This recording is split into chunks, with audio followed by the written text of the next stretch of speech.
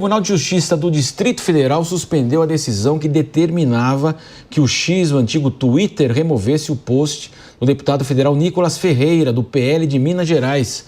Na publicação, parlamentar chama o partido do presidente Lula, o PT, de Partido dos Traficantes.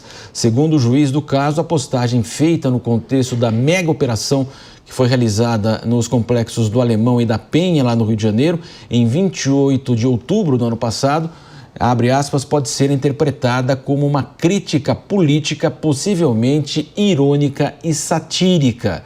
Nicolas foi um dos 4 deputados federais processados pelo PT pelo uso, então, da alcunha PT, Partido dos Traficantes. Os deputados Gustavo Gayer, do PL de Goiás, Bia Kicis, do PL do Distrito Federal, Carlos Jordi, do PL do Rio de Janeiro, também estão no processo de pedido de indenização. Todos os casos ainda aguardam julgamento. Eu quero ouvir o Henrique Kriegner para fazer a sua análise aí desse processo que foi movido, portanto, pelo Partido dos Trabalhadores. É mais um absurdo, inclusive, Matos, de que em primeira decisão aí a Justiça venha ter dado a causa ao Partido dos Trabalhadores. É óbvio que a decisão, a fala do deputado Nicolas não foi de uma maneira ali. Fica até difícil de falar, Matos, porque você pensa, um deputado que é um parlamentar, ou seja, ele tem a capacidade de falar, ele deveria ter essa liberdade para poder falar, de repente se vê cerceado nesse mesmo direito. Qual é o problema do Nicolas ou de qualquer outro cidadão fazer um comentário como esse, de fazer uma crítica, ou de fazer até uma ironia? Não eram eles que faziam ironias em relação ao presidente Bolsonaro, críticas em relação ao presidente Bolsonaro durante o governo Bolsonaro? Isso não faz parte do jogo político, quando um parlamentar critica, ironiza, e aí faz seus comentários a respeito da oposição? Isso faz parte do jogo político. Por que isso deve ser judicializado? Olha o sistema político e a maneira como o país está vivendo hoje. Tudo se torna questão de judicialização.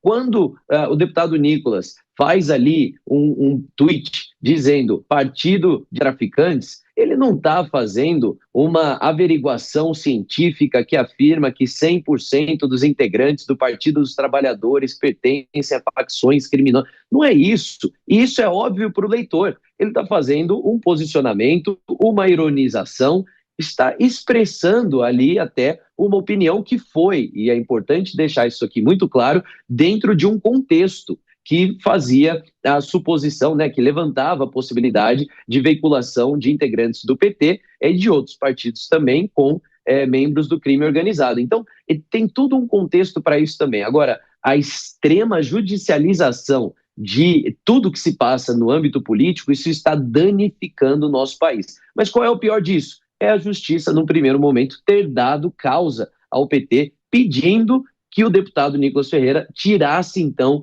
o seu tweet. Um tweet que foi feito sem uma acusação criminal, ele vai dizer lá que precisa ser removido. Aquilo que ele falou não pode mais falar. Isso tem um nome. Quando você diz algo e você precisa ocultar o que disse, agora, não que você é responsabilizado, você oculta o que você disse. O nome disso é claramente censura. Que bom que foi revertido. Mas ele pode ser condenado, Mota? No Brasil de hoje, Marcelo, eu acho que tudo pode acontecer. Agora, essa decisão é um sopro de esperança. Eu sou a favor da liberdade de expressão e eu entendo que esse é um direito quase absoluto, quase, né? Há um limite, e o limite da liberdade de expressão, para mim, foi muito bem definido pelo jurista André Marsiglia. Ele disse que a liberdade de expressão acaba quando ela é usada para pedir o extermínio de alguém. Aliás, uma coisa que nós vimos acontecer durante o governo Bolsonaro. Nós vimos várias manifestações pedindo isso, o extermínio de Jair Bolsonaro, sugerindo por escrito, através de filmes, de artes, e nada aconteceu. Mas esse é o limite, para mim, da liberdade de expressão. Fora disso, vale tudo. Não sabe brincar, não desce pro play.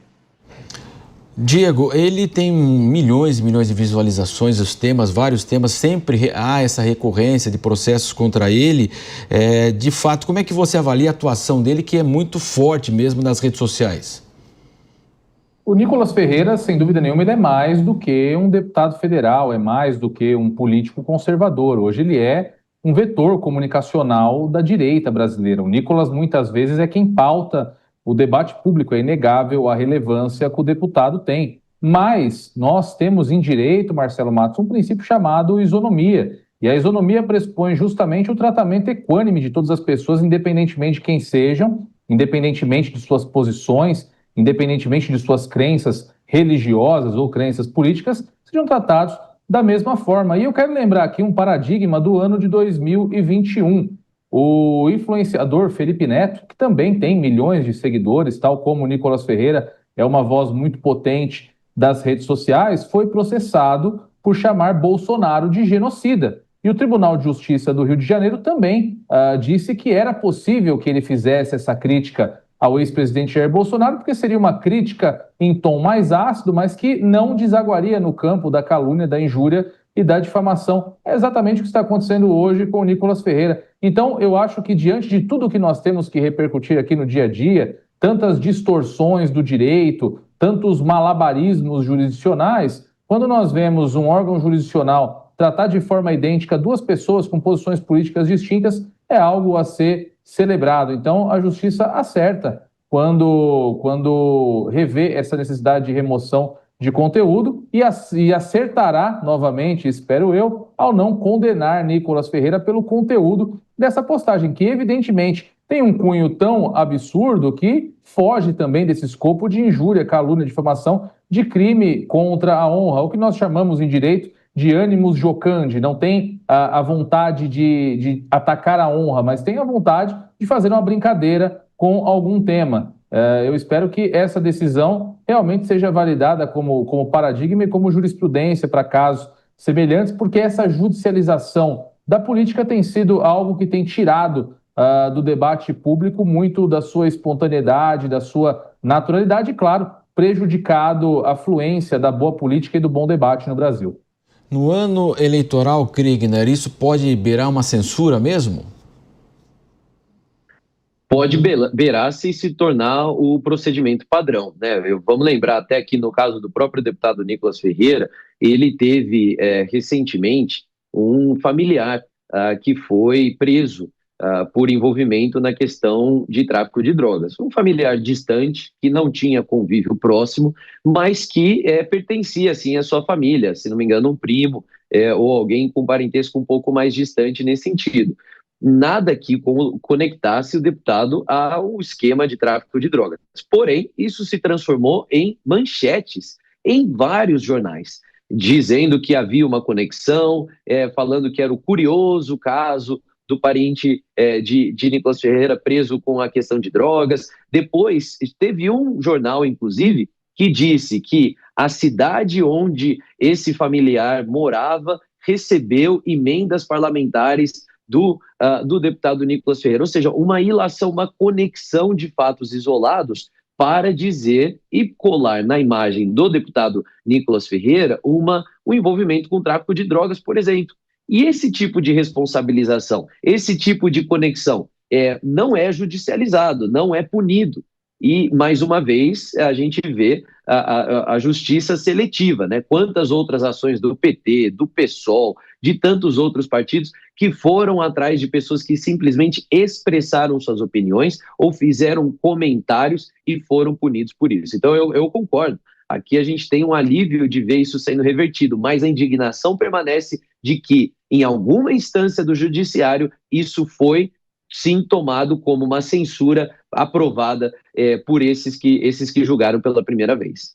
Basta comparar o deputado Glauber Braga, do PSOL do Rio de Janeiro, que saiu chutando após uma reunião na Câmara, lá, um militante do Movimento Brasil Livre, né? Se fosse o Nicolas Ferreira chutando da mesma forma, Mota, do mesmo jeito, um militante do PSOL, seria a mesma coisa?